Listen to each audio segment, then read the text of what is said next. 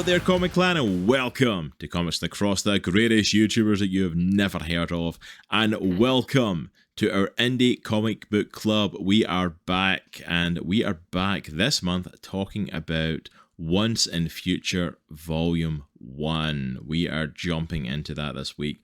So thank you so much for joining us, and I will also put a link up in the corner. If you have not checked out our previous Indie Comic Book Clubs, we have done 2 since the official relaunch of Indie Comic Book Club, but we have a whole playlist of stuff from back when we used to do the podcast, where we have reviewed a variety of indie books. So please go and check those out and hear our thoughts on them.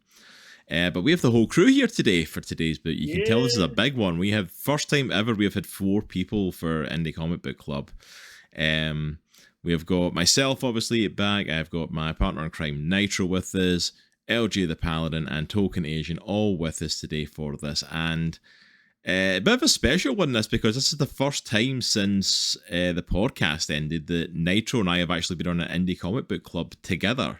Like 2 years. Yeah, like it was like October 2022 when we did Witches was the last time we were on one together. We've done 2 since we've relaunched, and I wasn't on the first one and you weren't on the second one. So like this is the first time we've actually been back on an Indie Comic Book Club together. So it looks much nicer. We don't have the script anymore on the borders or anything like that, so we're good to go. It was years ago. I done. Don't make excuses. I like to at least hope that my designs have got fancier. Like what you're seeing on screen's a lot fancier now than it used to be, which was just like a border at the top. And we were more practical than showy. Let's just put it that way.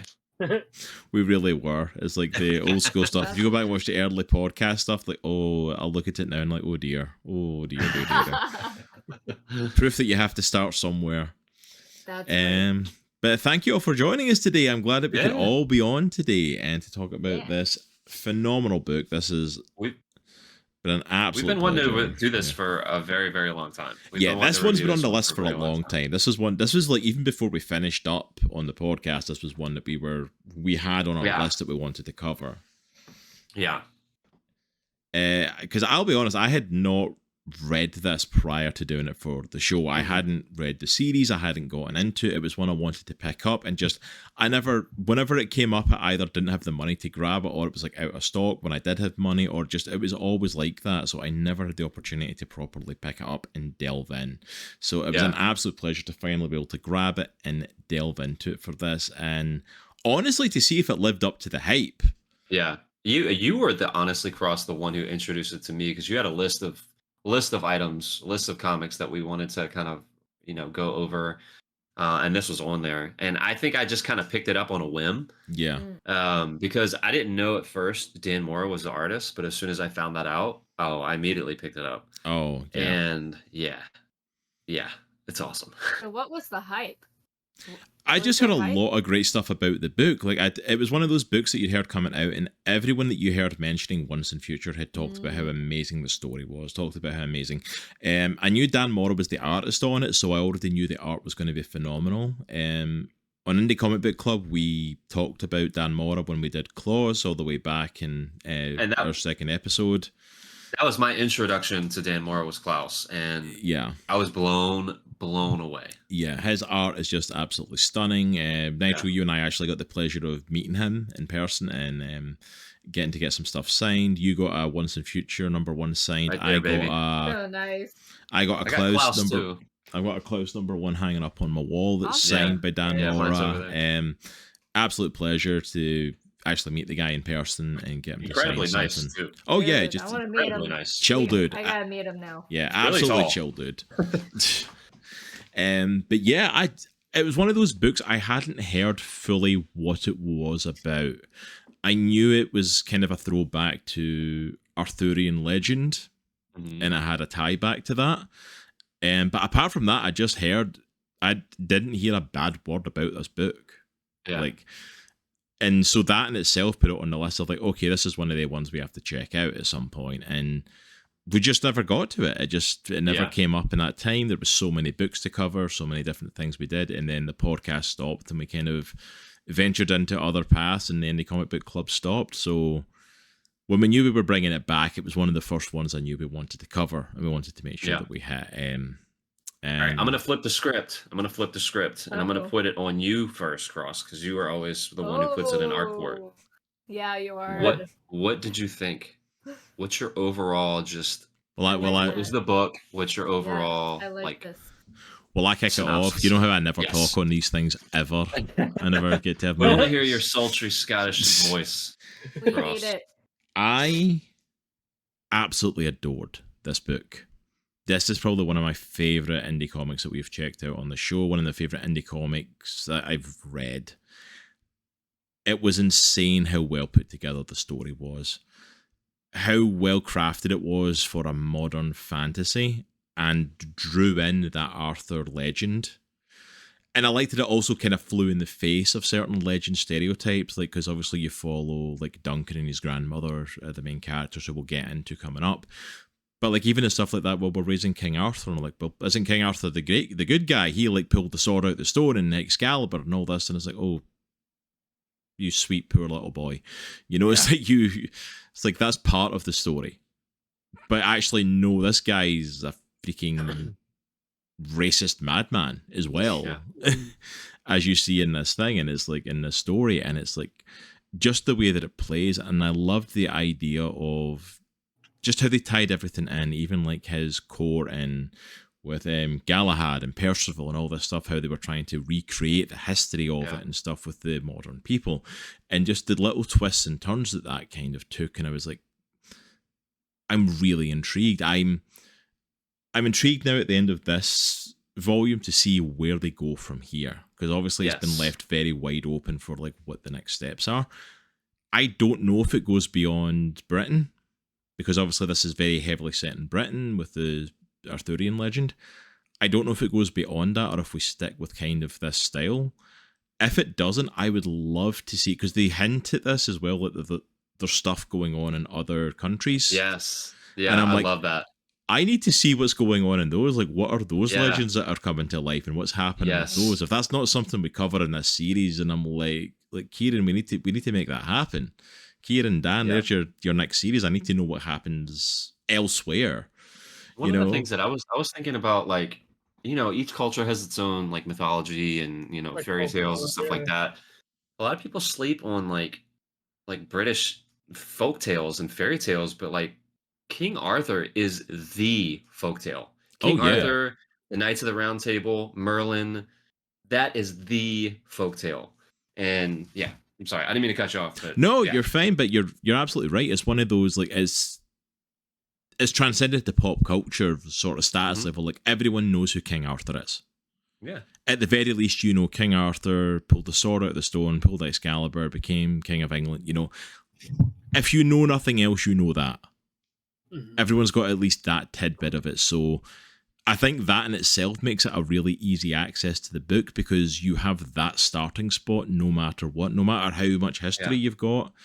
And kind of like you said as well, I'm really intrigued to see where the book, if it ties into other British lore, because you want to talk about a country, like we were talking just prior to we started recording a lot about D&D and fantasy and different stuff like that, which we're all obviously big fans of, and we all are quite, you know, adept to getting into that stuff as well. A lot of that stuff has origins in the UK. You know, a lot of that stuff has heavily impacted and influenced by stuff that happens in the UK and across Britain. And it's like, I'm really intrigued to see if any of that stuff will play in. Like, because we don't see that many, like, creatures, but we see, like, you know, like one creature very early on who makes a comeback later on in the first volume. And I'm like, what else are we going to come across? What other myths could they tie into? Are we going to continue with the Arthur mythos? Because, you know, spoilers for the end of the book, but it's a book club, so if you've not read the book, it's probably best not to do a book club on it. We're going to spoil the bejesus out of this. So it's a book club. We're going to talk about the ending of this volume. But like at the end of this volume, Arthur's still alive, technically. Yeah. I mean, he's undead, but you know what I mean. It's like, but he's still kicking it around, so it's like, is he going to be just like the continuing big bad? Is he going to disappear for a while and come back? Or like, are we going to see some other stuff? Like, they've managed to tell this really great self-contained story while giving a great jumping on point for this wider world. And it's like, it's, it's so beautifully and intricately done, if I can say that word, which apparently I can't. It's so well done, and it's like, yeah, I get why this book had so much hype around it. Yeah. I get why there was so much hype around this. Like, it was such an enjoyable read. And then, of course, we talked about it as well, Dan Mora's artwork is just stunning. Oh, yeah. Like, the man can't do a bad picture. He can't. It's impossible. His work is just beautiful. I'm gonna go on record and say he's gonna go down as on the Mount Rushmore of comic book artists. 100%. I've never seen him do anything bad. Like, literally nothing. Yeah, like, It's I mean, incredible. we took I don't know how much time during our Klaus Indie Comic Book Club just talking about some of the stunning scenes that he drew, and to come into this one and go like, yep, he's done it again. There's a panel in the Klaus comic that I talk to TolkienAsian about all the time, and it's the part in the book where he's in that town and he's on the rooftop. Yeah, the rooftop. I think it's a 2-page spread, but it's an entire city with chimneys, and he's just like crouched over a rooftop. I want to know how much time stuff like that takes in, because he puts so much detail into that stuff, and I'm like, it must take this dude so long to finish pages. I had to grab my tablet because I definitely took screenshots of certain panels and certain things, and I'm just like, oh, now I got to go look and see which ones they were. Yeah, because like it's so good. It's so good. What about LJ? What about you? What about you or TolkienAsian? What did you guys think? Which one? Either one. Let's see. I mean, I can go. I was just looking at some of these, images like you guys were talking about. Definitely some of the art and the way the panels are structured, obviously. Yes. One of the first ones I took a screenshot of was when he first gets when Excalibur first comes into play, and just it's like that whole single page, like, and I'm just like the detail in it and just the way, like, because for a sword like that, it's like obviously it's the fabled sword, so it's like they gave that whole moment its own attention, and the only bubble you see in there, Excalibur, is yours, and it's just like, oh, like that's cool. And just a couple other like images of like there's only a few small panels in there, and I was fascinated by the structure of that. The story is definitely is huge, because when you first start, you don't really know what's going on at all, and then I guess I'm making this comparison to almost like when you get into other like written stuff like Percy Jackson or Harry Potter and stuff, like these stories where it's like just as much as the lead character does. Like, and so I just like the way they did that in this. They introduce you to the world through the lead character, just learning this stuff that it's always been going on around him. He just never. So the story structure is really cool. The supernatural elements, and then like, I guess because of the way things are these days, like there's so much stuff that gets adapted. I would say out of the indie comic book club stuff that we've done so far, I think this would probably be the most adaptable, just based on the first volume. If they were to try to adapt it again, it's not something you literally cannot do. Like as I've been learning, you literally cannot do that with many comics. Especially these very artistic ones that we've been going through and that are so deep. But I love the story. I love the lore and how they put it in a contemporary setting. It reminds me of this book I read in like middle school or high school, and I think it's called Heritage or something like that. And it was this regular book, and it was about all these historical things. Actually, it was almost like a Crusader kind of theme, because I believe one of them was like a spear of, I forgot whose the spear was, but it might have been like the spear of Leonidas or something. But it was one that like Hitler hung on to at one point. Longinus, the spear of Longinus. It might have been that one. I don't know. So it might have been that. But it's been so long since I read it. But it reminds me of that same setting. It's like, oh, there's this, there's still this historical supernatural stuff that's in this world that's being looked at and watched over by these groups, whether they want to like keep that power out of their wrong hands or whether they want to take it. And so it's just, I love the like setting of it and the build. I think just to see, like you guys are talking about, seeing how far that rabbit hole goes, like see how far into the weeds they get, is going to be interesting. Yeah, I agree. What about you, TolkienAsian? All right. So here comes the fun. Okay.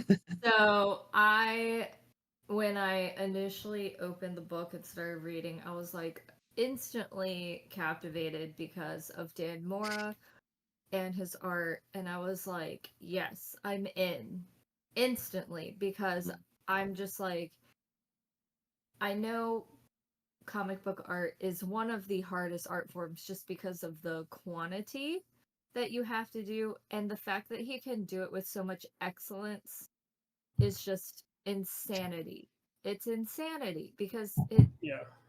it's such a like serious amount of work. Anywho, um and I kept reading, and I guess the one thing that I just couldn't get with was Gran, who I was just like, just a she's just a bitch.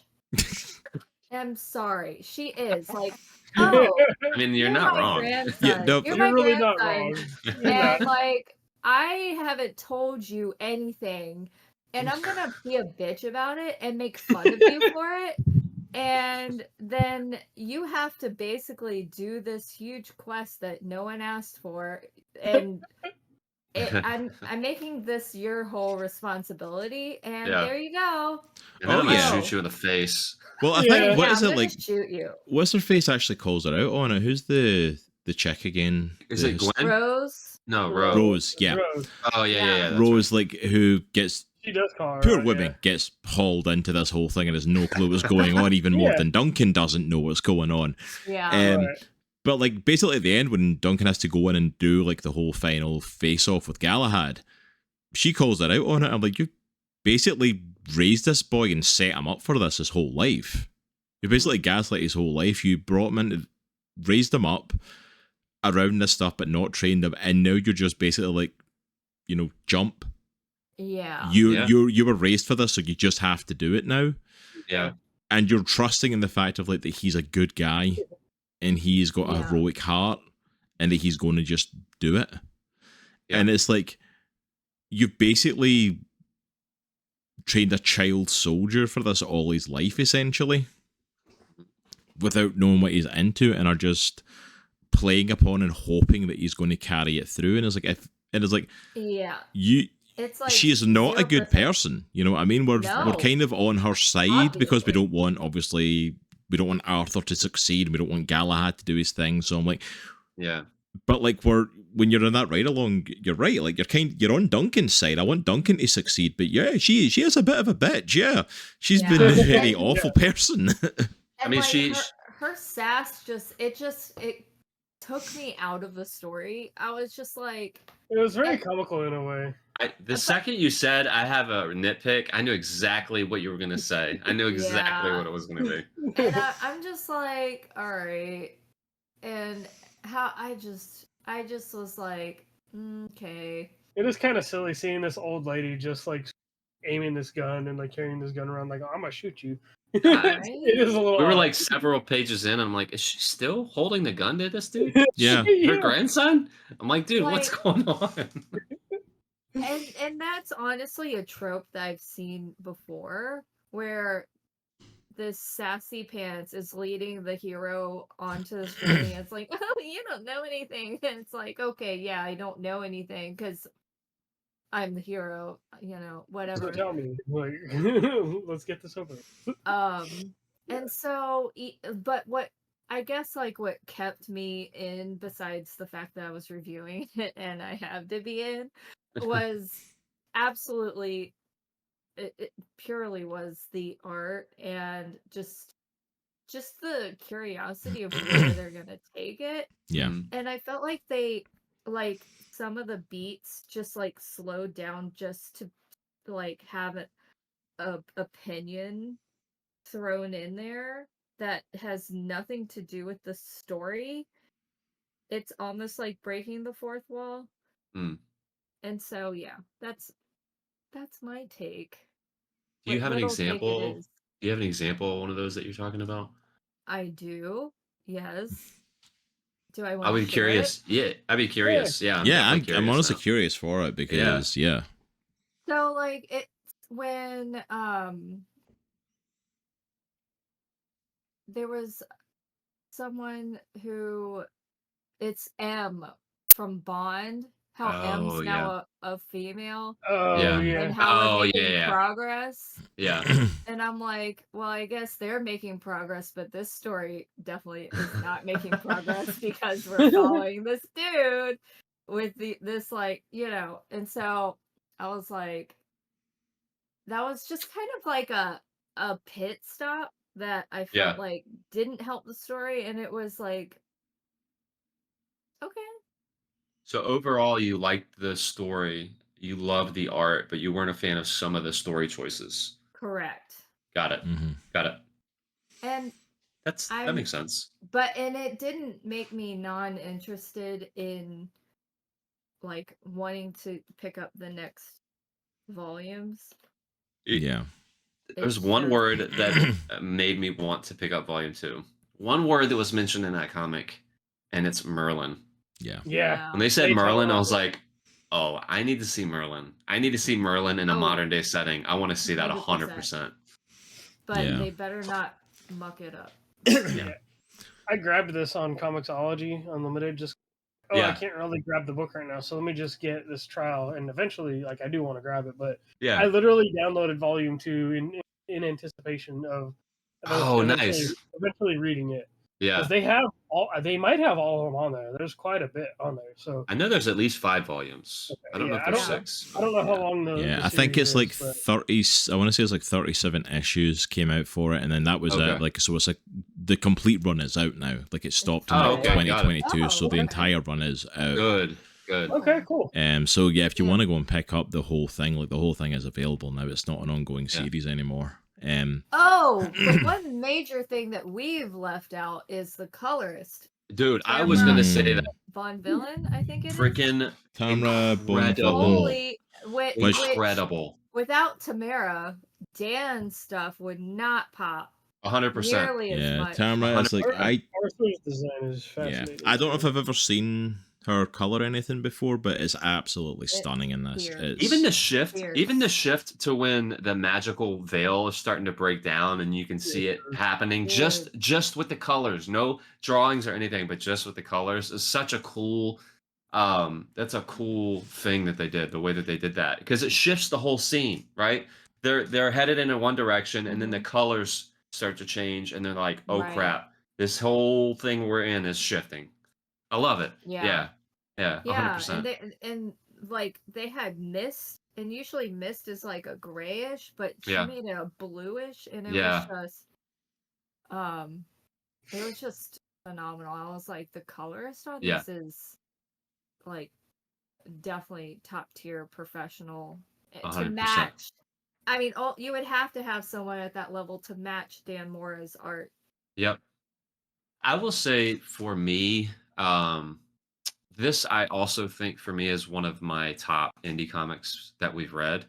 I think of Lock and Key. I think God Country for me is probably my favorite. It's a Mhm. one shot. It's so good. It's just an incredible story. But Lock and Key is a great comic. I would put honestly this right up under Lock and Key for me. Wow. It's really, really good. yeah. And like to your point, TolkienAsian, I think Dan Mora's art, if he hadn't have drawn this, I don't know if it would have had the same impact. Yeah. You really feel the movement of the characters. You really feel the kinetic energy of some of Such these a pages clean art and style, some of the too. panels. Yeah. Yeah. And like I said, I think Dan Mora is going to go down in history as one of the greatest comic book artists ever, He ever, better. in my opinion. Yeah. Better. But I'm a sucker for an Arthurian tale. Sword in the Stone is my favorite Disney movie. I love any Yeah. version of King Arthur tale. And I just think it's cool how they kind of turn some of the aspects of the myth on their head. Like Excalibur's not the thing that's special. It's the actual, it's the scabbard, not the sword. It's the scabbard. But see, I And, liked you as know, well that they included some of the real kind of, well, the real history, because he's not real. But like the history of the fact of like that.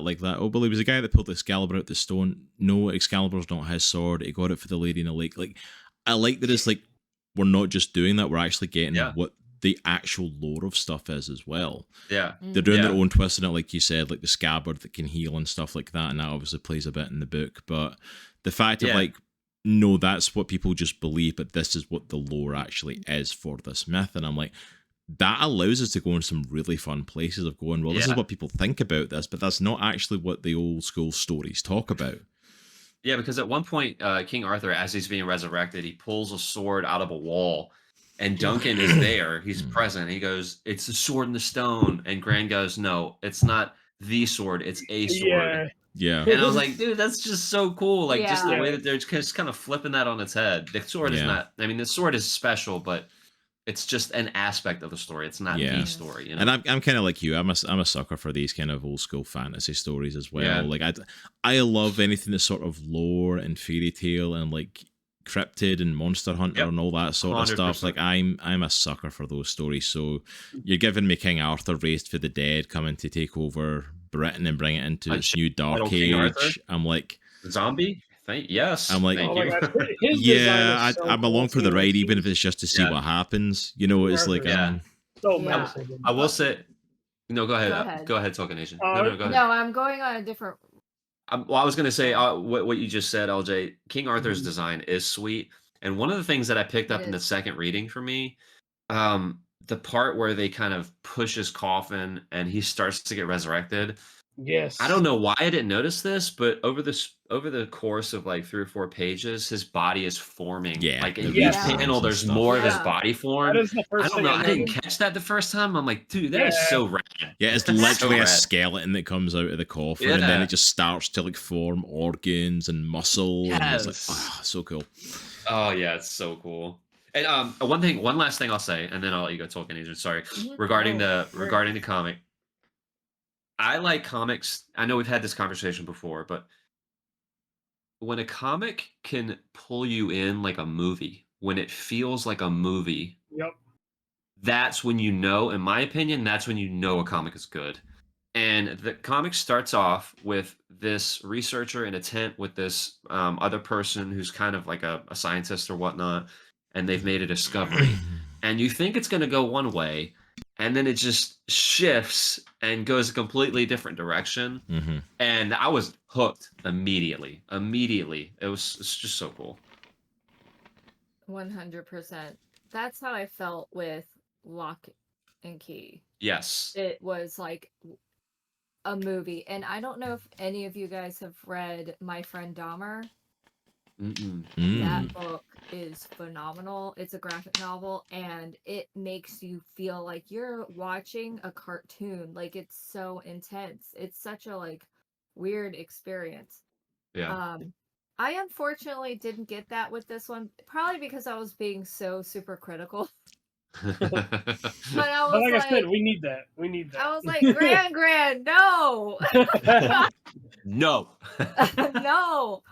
But like, one thing that I was going to bring up that's a complete separate new thing is I wanted to know what you guys thought of the quest beast, because I thought when they introduced it, I thought, wow, this gives me Saga flashbacks and like Fiona Staples vibes.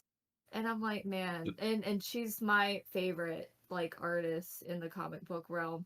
The first thing I thought of with the quest beast was Kid Leonidas from 300. It's the first thing I thought of. Yes. Because you have him with the spear, and Gran's like, "You're not ready." Basically, is what she's saying. You're not ready. We got to get out of here. You're not ready.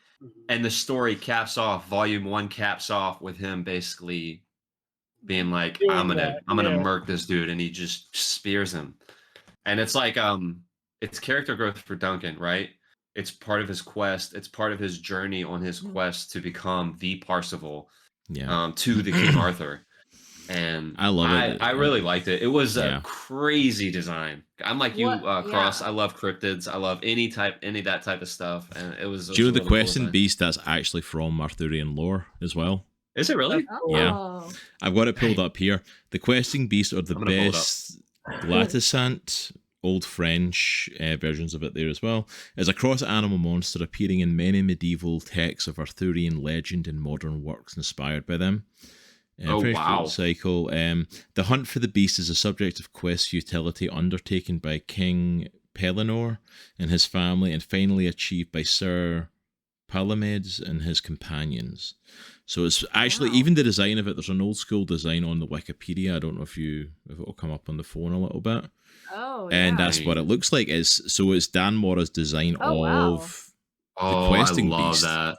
Dude, So, they like- kind of reminded me of a brontosaurus. Yeah, so it's like the snake head on like a kind of giraffe looking body, and it's like Yeah. it's like that old school, like a chimera or like something like a griffin or like this mesh of animals put together, but it's actually from lore, which is one of the exciting things about this series. I'm like, what other things from lore are they going to pull in, and that people just don't know about? Because like that's an actual thing in the old Arthurian lore that, I'll be honest, I hadn't heard about before I read Never this. I heard of hadn't it. seen it Super before cool. this, and it's like the fact that they pulled that in, I'm like, that's really cool. And I didn't know that was a real thing. I just posted I some didn't pictures either. that I found in Discord Yeah. of the questing beast. That's really, really cool. Okay, to be honest, everything that I know from Arthur is from the movie Merlin or the TV miniseries. 'Cause that's I'm like so sorry. top tier for me. I'm sorry. I just love that. to be fair, It's it is a really good show, nostalgic. though. It's a really good show. I mean, it was like one of the things from my childhood that's like burned on my memory. But yeah, no, it's an absolutely brilliant creature, and just the way it's used in the story and the design of it that he does, like, is phenomenal. I love it. Really cool. Yeah. And I Alright, love the fact, kind of like we talked about as well, of like kind of spoiling what's to come, but I love the fact that the questing beast becomes full cycle. Yes. Because it's like the whole point bookend. of it is, from what I'm reading from here in the old Arthurian legend, the whole point of it was it's the futility of a quest. Hunting the things, the futility of a quest. So like we see Duncan at the very start fighting the beast and fails. He can't handle it. But when he's kind of at the end, he's more reassured of who he is, and is even like separated from his grandmother. He's like, I'm done with you. Yeah. And he's like, I'm going to keep doing what I've been raised to do because I can do this and I'm capable of it and it needs to be done. Yeah. But screw you. And then the questing beast comes out of nowhere and he takes it out, and it's like, he's ready. And it's that switch of like, so much has just happened in that one volume of setting him up as like, no, he's an actual hero now. Yeah, and the way that they did that, the way that they went through his progression as a character in the first 5 or 6 issues, it didn't feel too fast, in my opinion. It felt necessary to the story. Like the way that he grew as a character, it was in response to what was happening, and it made sense. But at the same time, you feel like that is who his character is. Like That's I feel who like he was originally. I feel like he just didn't know it. Yeah, he stepped up into the role, but his actual character as a person, that's who he was, and it was just a chance for it to come out, and it was done so well. Like to get that journey in 6 issues, like it's very easy to screw that up. And we honestly never really saw what kind of person he was before this. Yeah, you barely see it. So, Hey there, Comic Clan. Did you know that Comics in the Cross are also on Patreon as well? For as little as just $2 a month, you can get access to all of our content from YouTube early before it drops here. That includes reviews for our comic books, tabletop gaming and video game channels, as well as the Indie Comic Book Club and our Let's Talk Comic interview show. Also, there is exclusive content available just to our Patreon subscribers. That includes watch-alongs, interviews, and a lot of behind-the-scenes information and goings-on in Comics in the Cross. If this sounds like something you'd be interested in checking out, then please go and check out the link for patreon.com/comicsinthecross. And if you do choose to support us and partner with us, then we are super grateful for that. And thank you so much for your kind and generous support. But for now, that's all from me. Let's head on back into your video.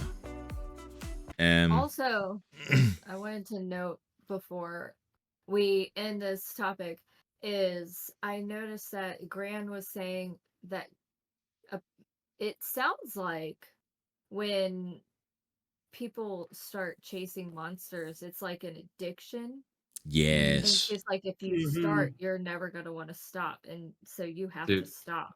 One of the coldest lines in the first issue, I think, was he was kind of just blown away that he had never heard any of this stuff, and his grand was kind of basically downloading information on him. And he goes, "Wait, you used to hunt vampires?" And she goes, "Yes, I used to, and then I ran out of vampires." I'm like, "Dang, Gran, calm down." Yeah, I was like, there has to be a prequel series out there somewhere. But yes, Gran and the Vamps, but please. But yeah, speaking of the family as well, I kind of wanted to touch on the family stuff because one of the big things in this first volume, obviously, is family. Main ride-along characters are Psycho Grandmother and Duncan and their journey against King Arthur. But then, obviously, I think, is it issue 2 or 3, we find out that the mother of Galahad, the knight that they're trying to set up to get into King Arthur's court, Mary, I think it is. I think her name is the daughter of the grandmother. She's essentially Duncan's mother. Yeah, Duncan's mom. Yeah. And it's like, which, by the way, looks the same age as him. I legitimately thought they were going to say it's his sister. I legitimately thought that, and they went, no, it's his mom. Because I'm like, so she's standing next to Galahad. This is my son.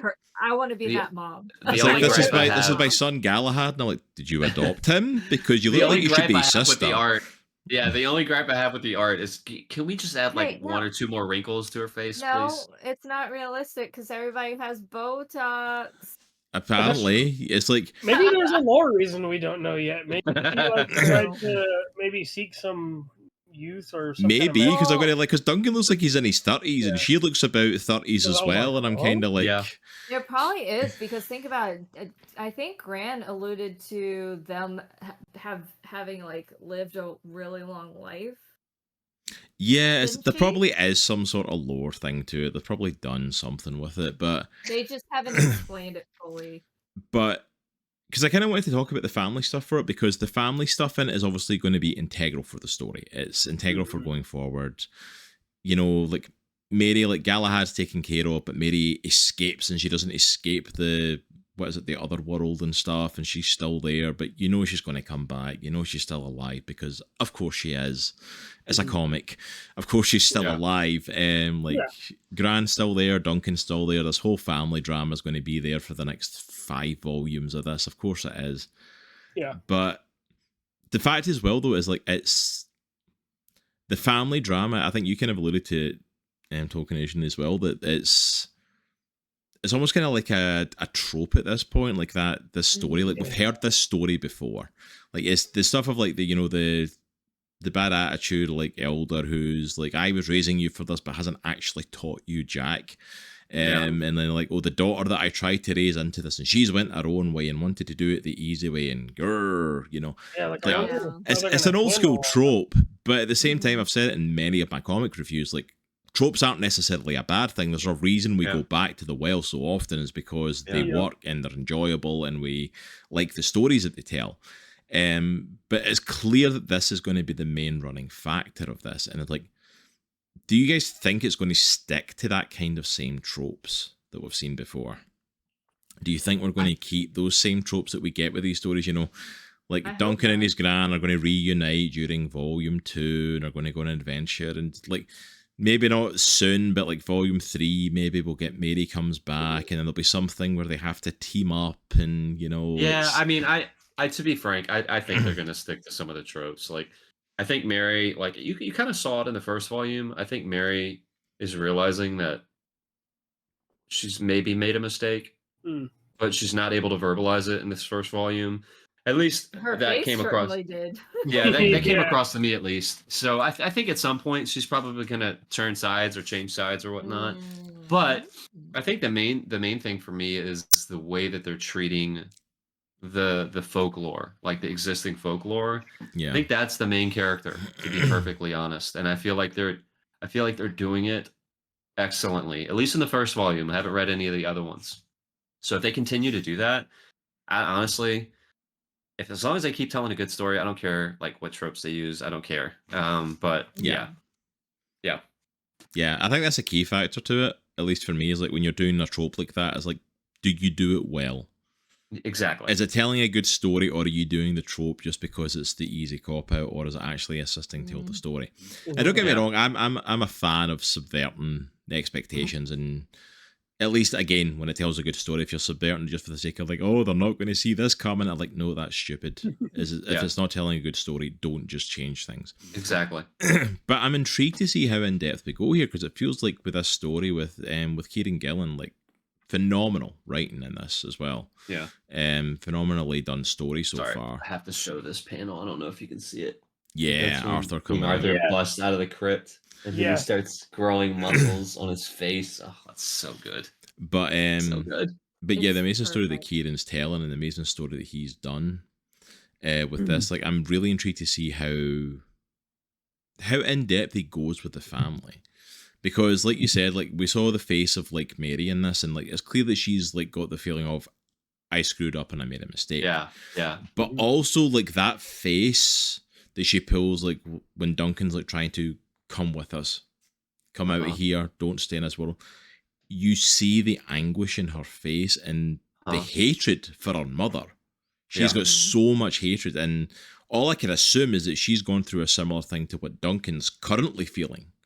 Only she's been raised with it her whole life, and she's had to deal with that crap her whole life. Yeah. And I'm really hoping it doesn't feel like they've held back on certain stuff in this book. It feels like they've been willing to just go all in on the story. I hope we go all in on the emotions of it too. So that's when he's basically like, come with me. Yeah. And she's like, I don't know. And then she just kind of digs her heels in a little bit. I hope we get an in-depth exploration of that heart, and they don't hold back on it. And it's like, because I'm okay if they don't fully reconcile in the story. I'm okay if the story takes a good direction for it, because, like, I would rather see that explored well. And they said she was supposed to be like the Merlin, right? Possibly, or who was supposed to take? No, there actually is a Merlin. Oh, there is a story Merlin that we haven't seen yet. One thing I want to say real quick, just to kind of take it back to what we were saying like 20 minutes ago ish. LJ, you had mentioned something about the layout of the panels. Yes. And one thing when I'm reading comics, this immediate turnoff for me is when I just see a wall of bubbles or a wall of dialogue. Yeah. I feel like the visuals should be able to tell most of the story. And I think one thing that Once and Future does is if you flip through this book, the first 3 issues, I mean, there's definitely dialogue. It's not a lot. It's really not a lot if you're flipping through the pages. Now, when you get to issue like 4 and 5 and some of 6, there's a lot more dialogue because you're getting into the meat of story. Yep. But man, I love that. I love the fact that they just let the visuals speak for themselves. And LJ, you said it all. There's a lot of pages that are just like a couple of panels, like 3 panels maybe, or even just a single splash page. I like the way how they overlay some of the panels. Yes. A larger image. Like, yeah. I love seeing like pages that aren't just straight panels with white borders. I love that. Yep. I agree. 100%. There was a panel that looks like almost like a sheet in the wind, and it like is wavy on this side. I don't know if you guys noticed that one. I'm looking for it. But I thought that was so creative. It's like it's a smaller panel, but instead of it just being a normal picture like it always is, part of the picture is like the panel is shaped like almost like a flag. Yes. So there's let me see, like this one.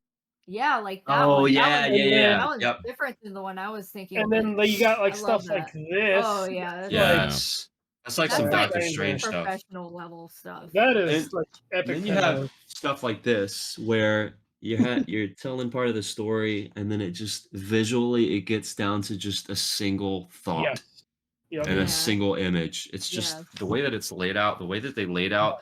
Because a lot of people sleep on panel layout.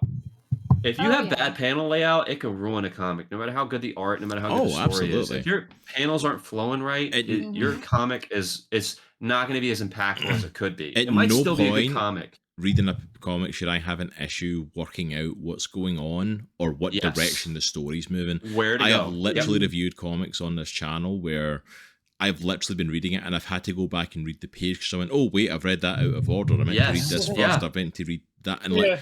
and it mucks It's you up and super it takes you intuitive. so out the story. Like I did not have Yeah. an issue with that at all. And it's like the flow is so well done, and even like you said, those creative panels where it's like this curve with all these different images all curving like that.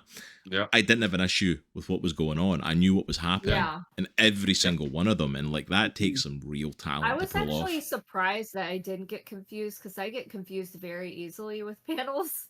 And I don't know if that's just because I'm not as seasoned as other readers, but that the one that you just showed, Nitro, the very Yes. last panel, I had to kind of stare at for a minute because it's so tiny. And I was like, what's Well, going and that's on the here? thing. Yeah.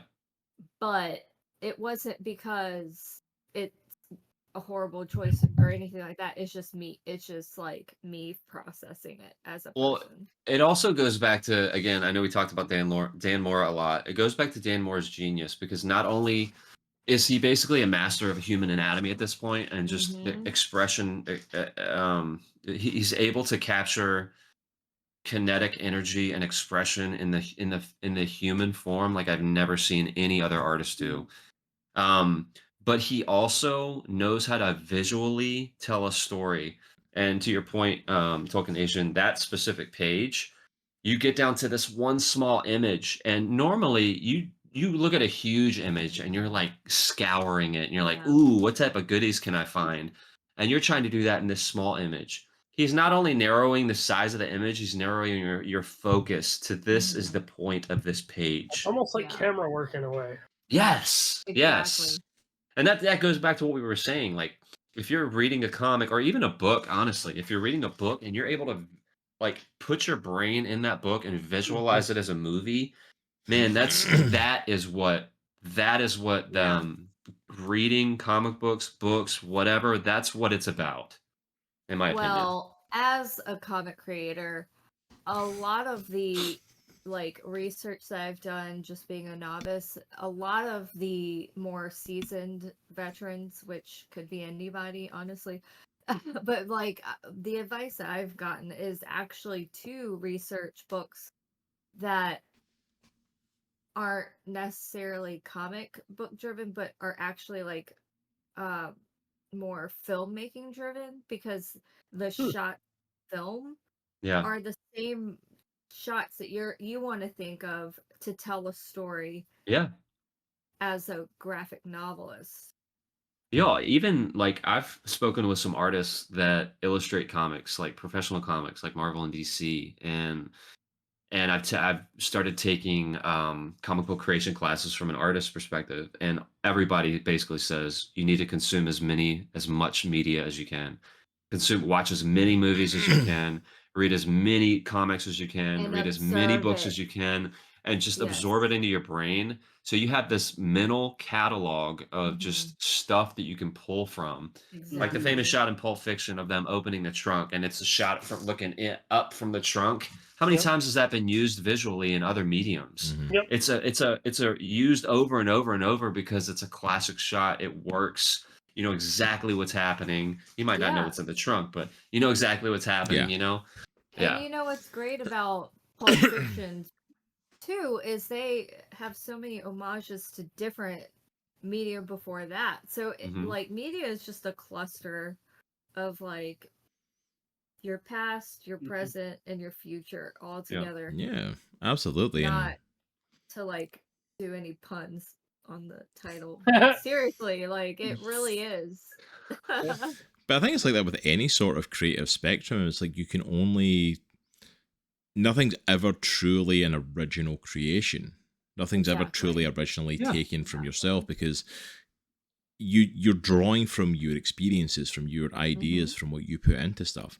Like I'm even thinking about like our like D&D campaign, like creating Chronicles of Indrasia. Like that's my story, my world, my creation. I put that together for you guys to play in.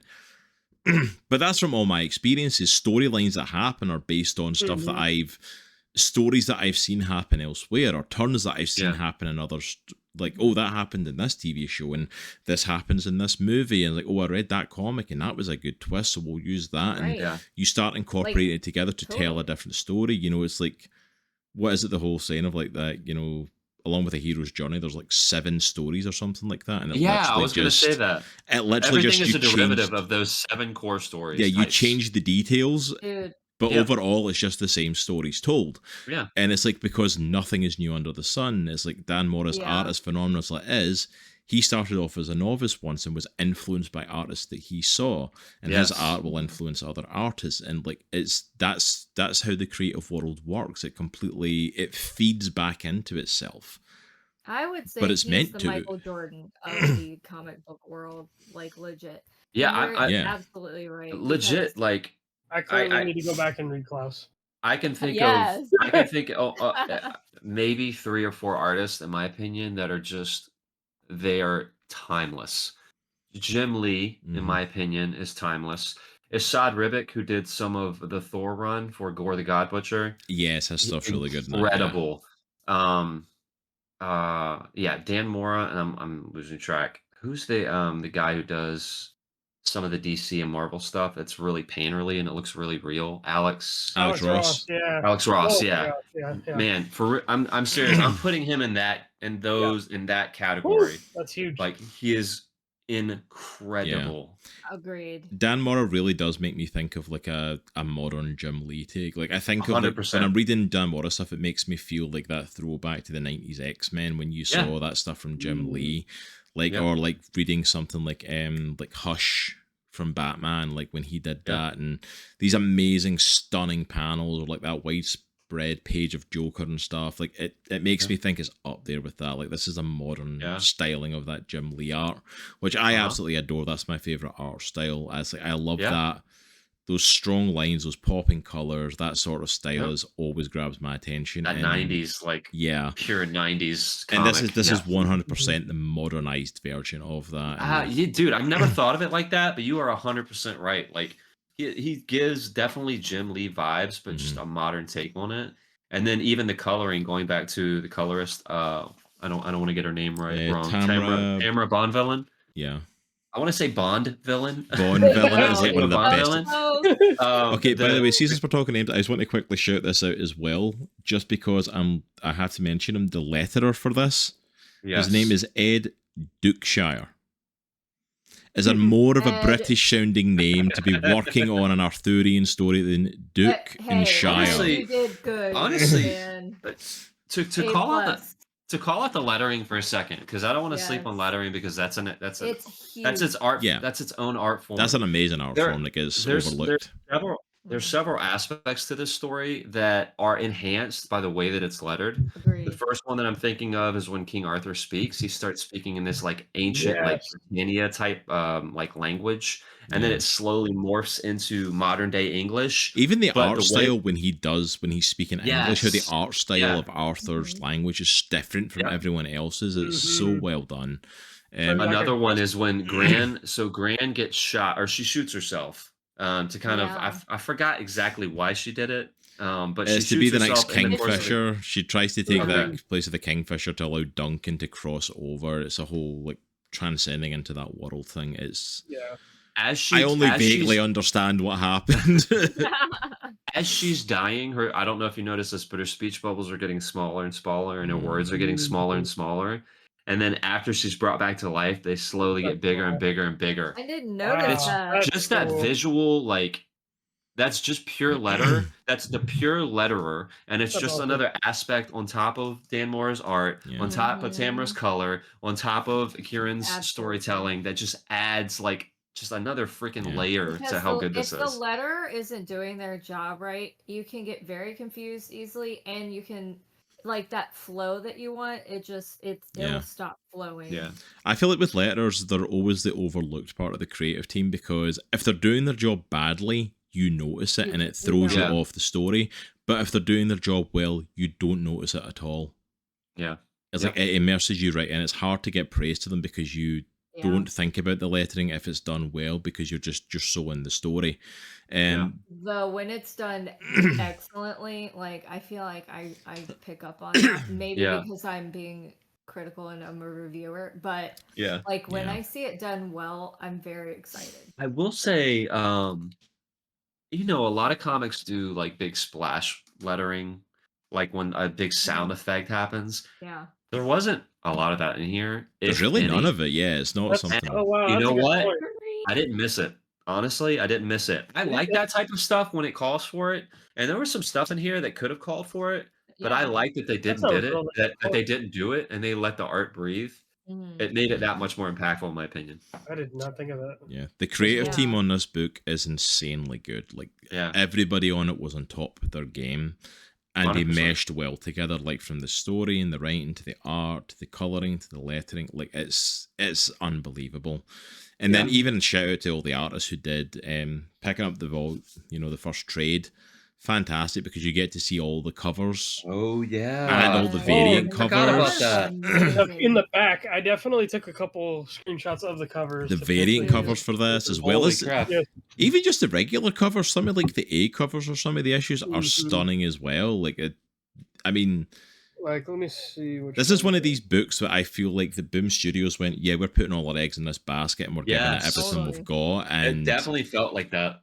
And it paid off because like everything for it was just stunning. I'm like, I 100% get the hype. That's like the like jewels everywhere and stuff. Yes. Like that weird, like almost like a stained glass like art style with it. Like, yeah, that one was neat. Yeah. And then just this one where it's just the skull. Yeah, just Arthur. And just Arthur. Like even just the A covers, I think all the A covers are like different characters for the story, all holding a sword. Because I think the first one's like Arthur, next one's Duncan, and there's Gran, and then there's Mary. The one with Gran and it's Arthur is really cool too. And it's like just the artwork is just so well done.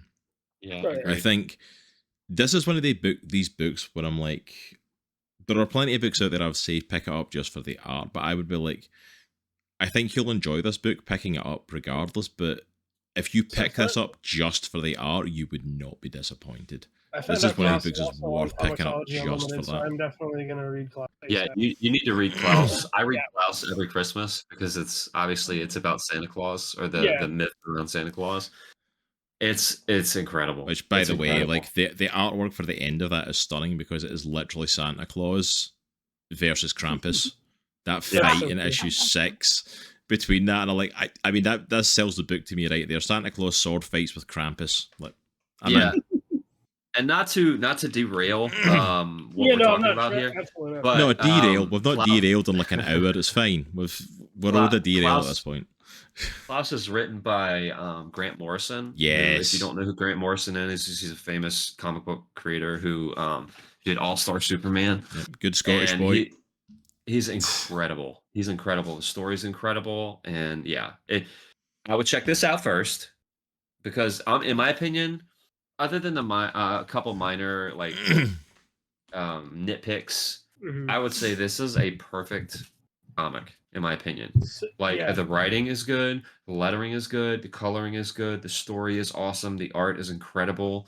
And it talks about stuff that all of us are familiar with, and it subverts it and turns it on its head and makes it interesting. Yeah, it's about as close to a perfect comic as you can probably get. Like everything just like fitting together and lining up. Like we said, it's not completely untouchable. It's not without like its own little things. But compared to some of the books we've covered, where there's been quite a few things I've went, you could have tweaked this, you could have done this, you could have. I'm like, I definitely felt a lot less of that with this book compared to others. And I mean, I'm legitimately excited to pick up volume 2 of this and check it out. Me too. Like, I'm excited. You know what? I was flipping through the book again, and I realized that they have an addendum. I don't know if you guys missed that.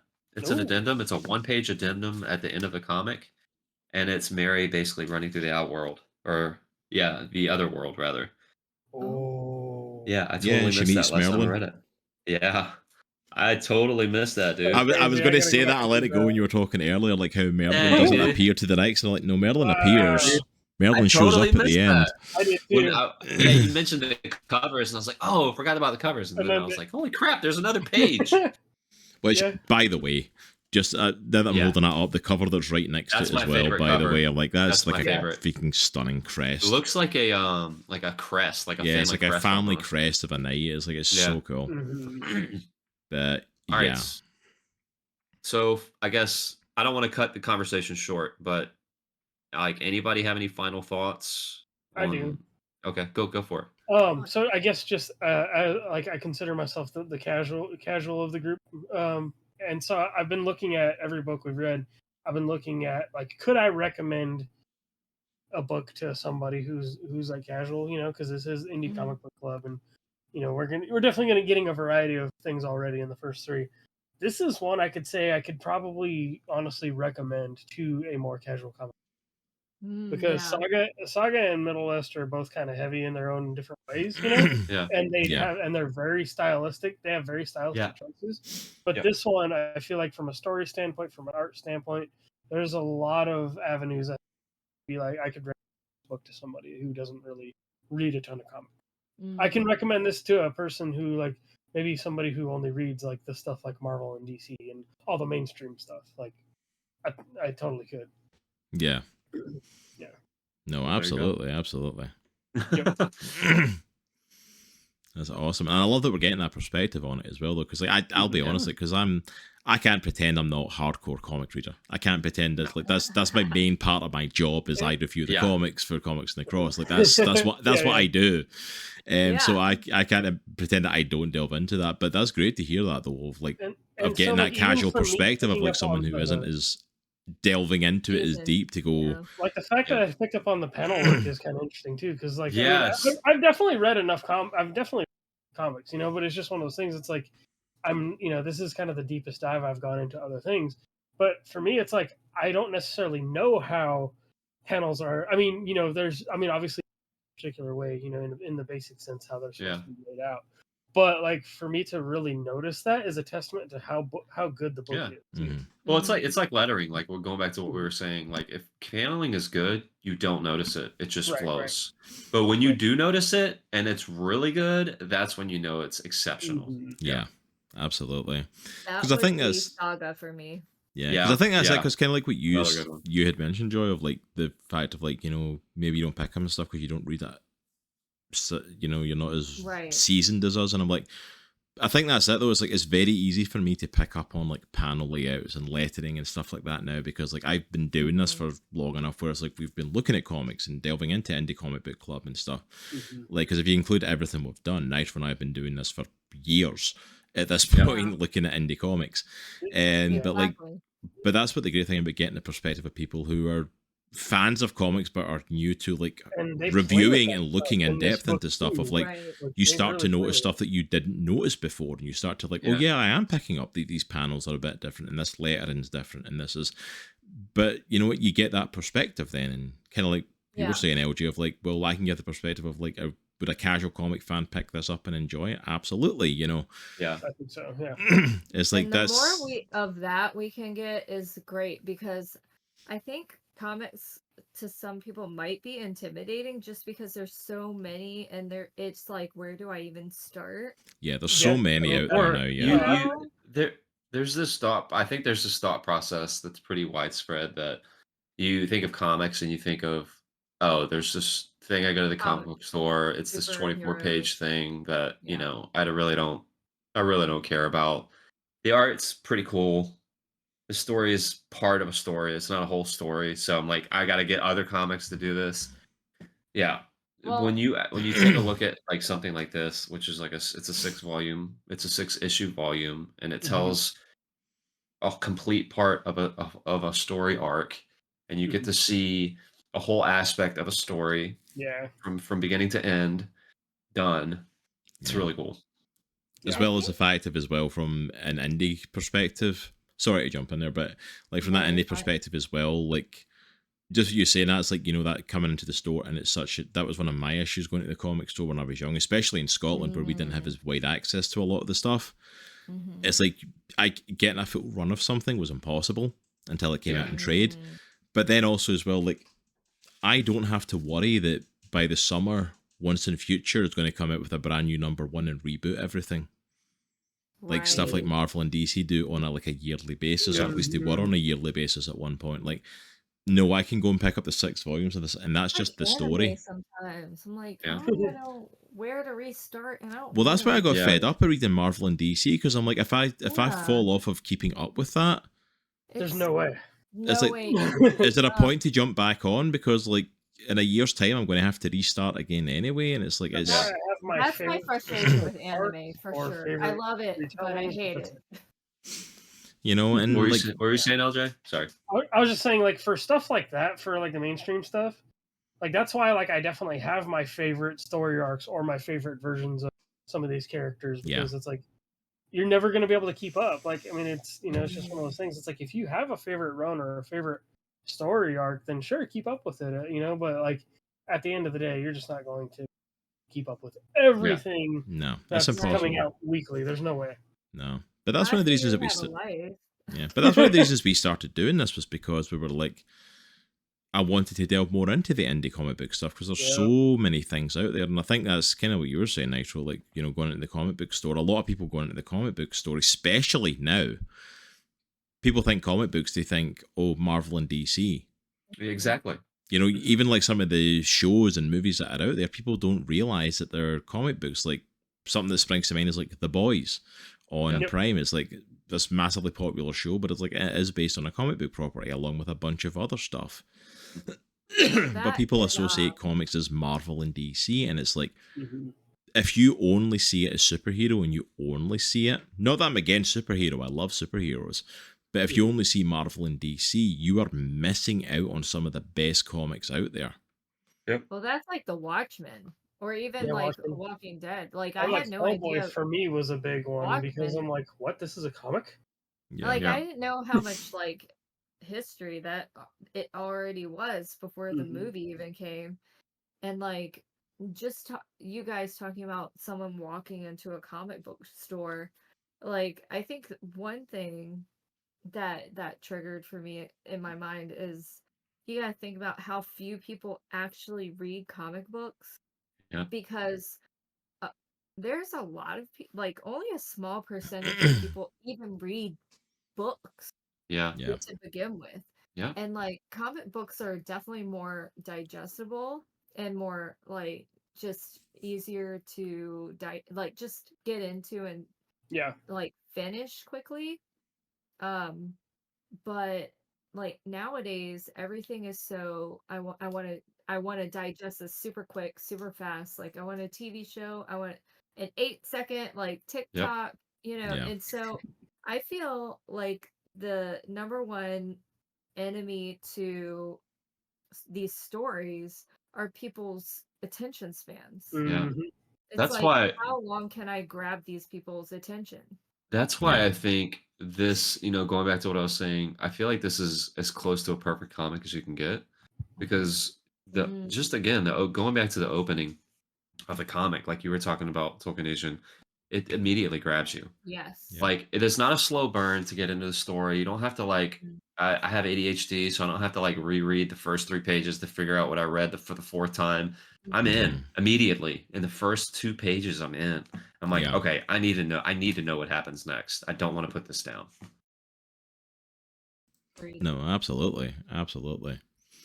I think kind of what you're saying, that like, yeah, this is for a world where it's like so much stuff is like, how quickly can you digest content, how quickly can you get it, and we do often forget that comic books are a fairly niche market, they're a fairly niche genre. Like, Mhm. this visual Yeah. storytelling while also telling written word story, and it's a very niche thing that not everybody's into. And you know, that's always a thing. A lot of the comic companies, you know, we put stuff out there for like, you know, the new comic book readers coming into the store. There's not that many new comic readers coming into stores.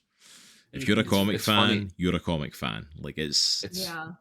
it's funny. I have a so I have a friend that I grew up with, and he's only ever bought one comic, and it's a Punisher comic, just because he thinks Punisher's cool. And I I threw mean, down a duh. challenge. I was like, all right, dude, I'm gonna let you borrow a comic, and it's gonna blow your mind. I'm telling you. And he didn't believe me, but I let him read The Last Ronin, Nice. IDW, Ooh, yeah. Teenage Mutant Ninja Turtles comic. That's a great pick. And he's hooked now. That's so awesome. There- Well, you knew he we're- likes Ninja Turtles. Yeah, I mean, but going back to like we've had this conversation about anime.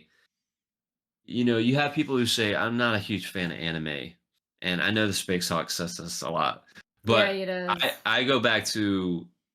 I Look, got him to watch My anim- Hero though. anime He is didn't like it. anime, just like comics, are just they're a vehicle to tell a story. Yeah. Right. Yeah. There's so many different genres in comics, right? Especially in the indie scene.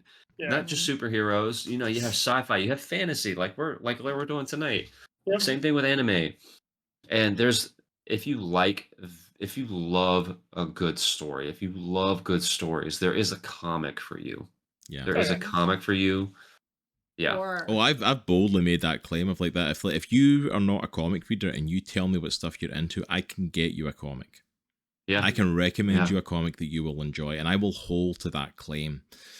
Yeah. Like if you're watching us right now on YouTube, you are not a comic reader and don't think there's a place for you in. Yeah, I could like probably do that with video games. literally message me better. with the stuff that you're into, the stuff that you like watching, the games that you like playing, the books that you like reading, and I can find you a comic that fits that. Even if it's like a property you like and there's a comic out there for it. Like I literally, if you've got a property that you enjoy, there's a comic version of it. Oh yeah. Like I'm a like My huge Little Pony. Yeah, like I'm a huge Mass Effect Yep. fan. I literally have the omnibus of the Mass Effect comics on my shelf. I love sci-fi shows. Like I just bought Farscape Volume 1 I found at a second-hand store that I absolutely adore. That's cool. Like Power Rangers, if you're a Power Rangers fan, there's about 15 comics of Power Rangers out there now. Comics are so good for Power Rangers. right You know now, what I too. mean? Like even if it's just that's your intro, that's a way in. But like I guarantee I can find you something you like. If you like fantasy, once in Well, if future hits you're that. like me and you grew up loving Disney princesses, I grew up back in the 90s and I didn't read all of them, but there was a Pocahontas comic book. Yeah. Just saying. Like there's And I had it. stuff out there for everyone, and it's like that was the reason we started stuff like this, was to venture out there and like what is actually out there. These comics that people talk about in the indie space, are they actually any good? What comics are out there? What stuff will we never normally pick up? Let's check it out and see what it's like. You know, I and mean, yeah, completely. Yep. and to this day I don't think we've regretted pretty much anything we've picked up. Pretty much everything. Yep. There's one. I know what you're going to say. I don't know if I can't recommend Chew to I anyone. knew you were going to say Chew. You despised I was that just like, comic so man, badly. I'm not a fan of the art. I'm not a fan of the story. The lettering is Nice. distracting. I'm just not a fan. No offense to the Chew artist, or if you're watching this, which The I don't know why moment- you are. The but- moment I was Now I saying need that to read sentence out my mouth, I knew you were going to say, no, I can't recommend to be Chew. fair, we both didn't like it. So It wasn't amazing. Like it was all right. it Like has I to be. could, Yeah. like I sat and read it. And like it was all right, but like let's put it this way: that was what, how many years ago we read that? I've Oh. not had an overwhelming Trip out on rush this. to go and get the second volume. Let's put it that way. Yeah. Yeah. But So the Oh, wait a artist- minute. We have the 8th as well. Sorry. I didn't call it out by name. What were you going to say, LJ? The artist, because I was like, where have I heard the name of this? You guys have mentioned it before, right? So the artist is actually from here in Lafayette. Dan Mora? No, from Chew. Oh, got it. Because I was like, I Gosh, know we're I've gonna seen get on this some before. list. No, but like I know I've seen this before, and I was like, it's all right. It's Because where they he had stays. it We're at- still going to get us. We're not going to bump into him. well, no, but it was just one of those things where I was like, I know I've seen this at our local con, and I'm like, oh yeah, that's right, that artist is from. Anyway, Okay. Rob Gilroy, we'd have no ill will towards you. And, No. you know, it takes guts to create a comic. I would- and I would Amen. recommend Chew if you are someone who likes the weirdly bizarre. Chew is one of those Yes, ones that's a very 100%. bizarre, specific story, and if So that's the gotta be stuff my that jam. like it makes me think of like if you're into the weirdly bizarre, like Grant Morrison's freaking like Doom Patrol bizarre sort of stuff, like I can think of somebody. At I could least give it a recommend check to, out. and I've never read the comic. give it a check. It's Yep. it's a detective that basically like sees the history of everything he eats. So he Yeah. starts going on That's murder. pretty So he cool. starts going in murder cases and has to like eat bits of the victim to see what happened to them. Yeah. I like this. And I like like I'll this give you the concept. first volume. that's why I babe, so you picked it can read up because I thought that's See, that intriguing enough to premise see is what cool. happens. It's I'm like- intrigued. Well, I have it lemon right here. tree. I'll hand it to That's- you when I come downstairs. There you go. As in, you can keep it forever. Congratulations, Nitro. You've officially recommended one comic I've- book from I've Indie offloaded Comic it. Book Club that someone is officially going to read, Oh. and it's the one that you said you could not recommend to anyone, and you're officially handing it over I to could not someone. have given a worse recommendation ever. And it's to your wife. And your Yes. wife's like, yeah, I'll take that. I'll read it. That sounds awesome. No, I remember doing that show with you, and you freaking hated that book. You were like, no, I'm not a fan. This is not for me. I was trying to be as nice as I could too, because I know. Well, I know I how didn't much know from effort. experience at the time, but I know from kind of a little bit of experience now. It takes guts and a lot of work to create a Yeah. comic. Oh, it does. So I don't yeah. want to be too. I don't want to be too harsh So much work. because it took a lot of work, and you got to be just a creative genius in order to put out a comic. Yeah. 100%. That's the foundation. That being said, each comic is not for everybody. This was definitely Yes. not for me. Yeah. And that's it though. Comic books, like, not everybody's going to enjoy everything. Like, Yeah. Right, that's right. okay. You know, it's like it's one of those things But of like, I love. But I'll that tell you guys- something. It's something everybody will enjoy once in future. Ah, Yes. Yep. okay. Sorry, TolkienAsian. Go ahead. Sorry. No, I need to I was just gonna say I love that you guys have done the indie comic book club because because of this club, I've read so many great, amazing graphic novels, and I just thank you guys so much This is for number 3 for me. starting this because these books really need recognition. Mhm. Like the amount of effort, work, like And y'all passion talked that about goes Midnight into Western. I read that one too. yeah. like they need to be read, they need to be consumed, and they need to be enjoyed and celebrated. Yeah. Absolutely. I mean, that's why we started it. And this, if it wasn't for doing this stuff, we wouldn't have gotten to some of the great books. Like Lock and Key was the first one we ever reviewed in the show. Even Mm. Transformers, the Transformers from IDW, Yeah, the that IDW first collection. volume. I bought that collection. Man, because of people what y'all will had sleep said on about it. that because it's Yeah. Transformers, but that story is incredible. Yeah. It's incredible. Which also, The as well, by origin the of way, shout out Megatron. to the new Skybound Transformers by Daniel Warren Johnson that's out there now. It is He's getting incredible mad as well. He recommendations was right the now. artist for Dual Power Bomb. Yep, that was his thing. Ooh, I need to read that. Yeah. Yeah, I do too. I haven't So read that it's yet. like, so yeah, there's Yeah, issue amazing one, stuff issue out one. there for that. But yeah, we got that. Like my favorite horror book I read because of doing Indie Comic Book Club, reading Witches from Scott Snyder and Jock. Like I picked that up That's because of this, and So it's cool. still to this day my favorite horror comic I've ever read. Yeah. It's still like that scene. I gotta read literally it. at one point got scared of trees during it. Like that's literally what it does. Like it starts to freak you Yeah. out. And Jock's Yeah. art is like mind bending stuff in it. Like, Yeah, agreed. but some of them are just so good, and it's like it's worth talking about these great comics. So, so yeah, I'm glad we're doing this again. Like I've missed doing the Indie I'm Comic getting Book Club. hyped now. I want to read more comics. We Yeah. need to. Well, we're I'm going to literally be. gonna go and read Klaus. yeah. Well, we are going to be, because next month we'll be back with Indie Comic Book Club, and we've not officially picked the book we're reading yet, but it is October, which means it is time for another horror comic, and we will be Yeah. delving into a horror story. We've got a few lined up. I've sent a few options out to people, so we're going to talk and see what one we want to do. We don't have it set up yet, but we're definitely delving back into horror, which I've kind of got a love for horror comics now since doing this show. I've started to really enjoy them, I'll be honest. So I'm excited to see what we do. But before we wrap up, does anyone have any other stuff they want to put in on Once in Future, on the story, on the art, on anything else that we've not covered? I think we've done a fair Or- cover of most stuff for it. So Yeah, I feel like we covered most, but again, regardless, no, go ahead. regardless of Gran, I'm glad I read it. Yeah, I would just say if even you're just a fan of good art, you need to check this out. Yeah. But there's so Agreed. much more than just the art that Yeah. makes this comic good. yeah, if you're a fan of fantasy stories or like old Arthurian legend, lore, all this sort of old You'll pick monster it up stuff, really quick. then this is a book that you have to check out. Highly recommend. This is one I would highly recommend to pretty much anybody that was looking for a comic. I'm like, I can't see you reading this and being disappointed. I can't see you not walking away from reading this and going, you know what, that was a good read. Even if it was just for this reason, it was a good read. Yep.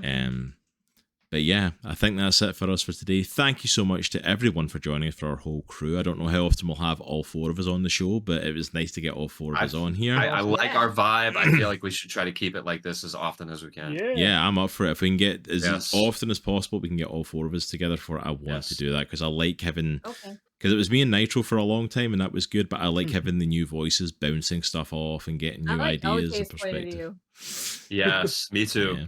Both of y'all bring a great point of view. Both of y'all bring great perspectives that we don't have, and like that's what we want. We want, because like Cross and I grew up with comics. Like that's in our DNA. That's in our genetics. And I did a little bit.